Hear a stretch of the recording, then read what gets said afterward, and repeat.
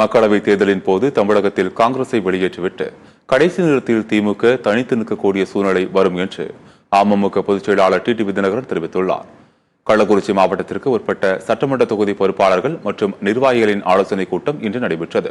இந்த நிகழ்ச்சியில் அமமுக பொதுச் செயலாளர் டிடிவி தினகரன் கலந்து கொண்டு சிறப்புரையாற்றினார். அப்போது செய்தியாளர்களை சந்தித்து பேசிய அவர், அதிமுக இரட்டை இலை சின்னத்தில் நின்றால் வரும் தேர்தலில் ஜெயிப்பதற்கான வாய்ப்பு இல்லை என்றும் கூறினார். எடப்பாடி பழனிசாமியை மக்கள் நம்ப தயாராக இல்லை என்றும் அவர் தெரிவித்தார். மக்களுக்கான வாக்குறுதிகளை நிறைவேற்றாமல் திமுக அரசு ஏமாற்றி வருகிறது எனவும் விமர்சித்துள்ளார். மக்களவைத் தேர்தலில் இந்தியா கூட்டணியில் காங்கிரஸை கழட்டிவிட்டு கடைசி நேரத்தில் திமுக தனித்து நின்று நிற்கக்கூடிய சூழ்நிலை வரும் என்றும் அம்மா மக்கள் முன்னேற்ற கழகத்தின் பொதுச் செயலாளர் டிடிவி தினகரன் தெரிவித்துள்ளார். ஸ்டாலின் காங்கிரஸ் தனியா நிற்கக்கூடிய சூழ்நிலை வரும். திமுக ஆட்சி மக்களை ஏமாற்றுகின்ற ஆட்சி. விடியல்ங்கிறது அவங்க திரும்பத்திற்கு தான்.